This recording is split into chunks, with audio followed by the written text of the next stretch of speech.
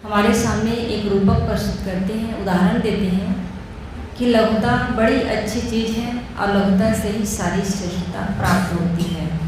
साहब कहते हैं जैसे द्वितीया के चांद को हर कोई नमन करता है, हर कोई शीश झुकाता है, वैसे ही जो व्यक्ति विनम्र होता है, सरल होता है, सहज होता है, वो हर किसी के दिल पर राज करता है। संसार में देखा जाता है कि जो व्यक्ति जितना सरल होता है लोग उसे कमज़ोर समझते हैं, बुद्धू समझते हैं, लेकिन ऐसा नहीं है।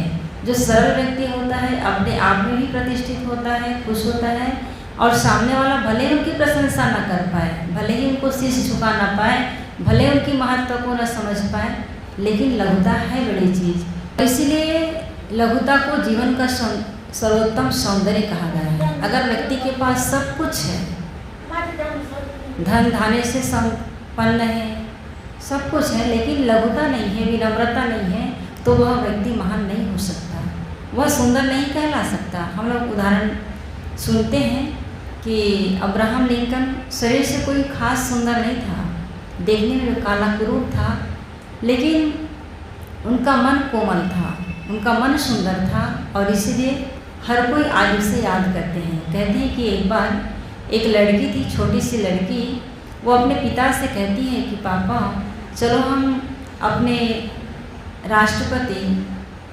अब्राहम लिंकन से मिलने के लिए जाएंगे। तो उनके पापा कहते हैं कि बेटी उससे क्या मिलोगी, वो देखने में कुरूप है, तुम डर जाओगी, वो अच्छे नहीं हैं। वो बेटी कहती है कि नहीं पापा, मुझे अपने राष्ट्रपति से मिलना ही है, क्योंकि मैंने सुना है कि वो बहुत सुंदर है, आप मुझे ले चलिए। तो बेटी के जिद के आगे वो कुछ कर नहीं पाता और कहती कि ठीक है चलिए। तो बेटी को लेकर के उनके पापा जब राष्ट्रपति के पास पहुंचते हैं तो उस समय वह झुक करके कुछ लिख रहे थे। जैसे ही देखते हैं कि मेरे पास कोई आया है, तुरंत बैठने के लिए इशारा करता है, उनकी गोद से बच्ची को ले लेता है और उनसे मीठी मीठी बातें करने लगता है, बगिया में टहलने लगता है। और जब वो बेटी अपने पापा के पास लौटती है तो कहते हैं कि पापा सचमुच में हमारे राष्ट्रपति बहुत ही सुंदर है। आप विचार कीजिए, देखने में राष्ट्रपति सुंदर नहीं था, लेकिन किस आधार पर उन्होंने सुंदर कहा। यदि कोई सरल होता है, विनम्र होता है, कोई बढ़िया बात करता है, तो वो उनकी सुंदरता का आकलन होता है। पहले पहले जब हम किसी से मिलते हैं तो सर्वप्रथम रूप को ही देखा जाता है कि ये कितना सुंदर है, उसी के आधार पर मान सम्मान भी होता है। हमारे एक संत जी हैं, वो बताते थे कि एक कार्यक्रम में मैं पहुंचा तो पहले जब मैं गया तो देखने में तो पतला दुबला और सामान्य सा था, तो कोई उनको लेने के लिए नहीं आया, तो अकेले वो मंच में गए। और जब मंच में गए हैं तो अकेले गए हैं, लेकिन उसके बाद एक दूसरा कोई संत आया, देखने में बड़ा हष्ट पुष्ट था, देखने में सुंदर था, तो उनके पीछे पीछे भीड़ चली। और सत्संग जब हुआ तो सत्संग के पश्चात में जो संत देखने में बड़ा ही सुंदर था, जिनके पीछे लोगों की भीड़ थी, सत्संग से उठने के बाद उनके पीछे कोई नहीं था, लेकिन जो संत अकेले आया था, जिनके पीछे कोई भीड़ नहीं, जब पंडाल से वापस हुआ तो भीड़ उनके पीछे चल रही थी। किस लिए? उनके वक्तव्य के आधार पर, उनके गुण के कारण से।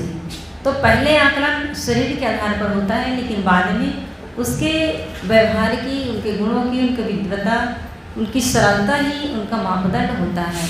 तो कहने का मतलब है कि सरल होना चाहिए, और जो व्यक्ति जीवन में सरल होता है वो सब जगह अपने आप में स्थान पाता है। जैसे कोई व्यक्ति सरल है तो घर में हिल मिल करके रहता है, सबसे प्रेम से व्यवहार करता है, लेकिन अहंकारी व्यक्ति अकेला होता है।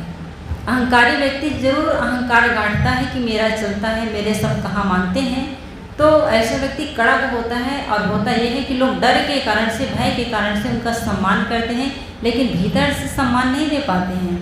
तो अहंकारी व्यक्ति समय से अकेले पड़ जाता है, कोई उनका साथ नहीं देता, लेकिन जो विनम्र होता है सब उनके साथ होते हैं। तो हमें चाहिए घर परिवार के बीच रह रहे हैं तो सरलता का व्यवहार रखें, और सरल होकर के ही, विनम्र होकर के ही जीवन को अच्छा बनाया जा सकता है, जीवन को सुखमय तरीके से जिया जा सकता है। और दूसरी बात है, जो व्यक्ति कोई धंधा करता है, व्यापार करता है, तो वो यदि विनम्र है तो वो काफ़ी उन्नति करता है। विनम्र व्यक्ति जो होता है हाथ जोड़ लेता है तो ग्राहक उनके पास दोबारा आता है। और जो व्यक्ति अहंकारी होता है, चिड़चिड़ा होता है, अपने व्यवहार को मधुर नहीं बना पाता है, तो ग्राहक दोबारा उनके पास आता नहीं है। और इसलिए उनका व्यापार कमज़ोर पड़ जाता है। और अध्यात्म की दिशा में भी वे देखें, जो व्यक्ति सरल होता है वही आगे बढ़ता है, और जो अहंकार लेकर के बैठता है, अहंकारी व्यक्ति अध्यात्म की दिशा में वो आगे बढ़ नहीं सकता। कोई अध्यात्म की दिशा में लगे और वेश पहन ले, ये अलग चीज़ है, लेकिन अध्यात्म की गहराई में कितना पहुंच पाते हैं ये अंदर की बात है। बाहर से तो हम सफ़ेद वस्त्र में होते हैं, पीले वस्त्र में होते हैं, तो अध्यात्म में आगे बढ़ने के लिए भी विनम्र होने की ज़रूरत है, और हमारी सरलता ही हमारी एक पहचान होती है। और तो साहब कहते हैं कि लघुता बड़ी अच्छी चीज़ है, और लघुता से ही सारी श्रेष्ठता प्राप्त होती है। इसलिए हर किसी को विनम्र होकर के, सरल होकर के जीना चाहिए, और जो व्यक्ति विनम्र होता है वह जीवन में कुछ कर सकता है, और जो विनम्र नहीं होता वह जीवन में उन्नति नहीं कर सकता। तो हम सबको चाहिए विनम्रता को जीवन में धारण करें, और अहंकार को तो अपने जीवन में आने ही न दें, क्योंकि अहंकार किसका होता है? मायावी चीज़ों का।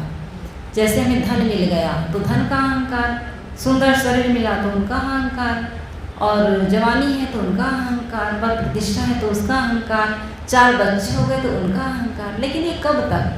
सब छूटने वाला है। तो छूटने वाली चीज़ों का हम अहंकार न करें, बल्कि सहजता से जीवन जिए, परिवार में अपना स्थान बनाएं, व्यापार में उन्नति करें, और साथ ही साथ अध्यात्म की दिशा में है तो उसमें हम आगे बढ़ें। बस इन्हीं शब्दों के साथ अपनी वाणी को विराम देती हूँ। बोलिए सद्गुरुदेव की।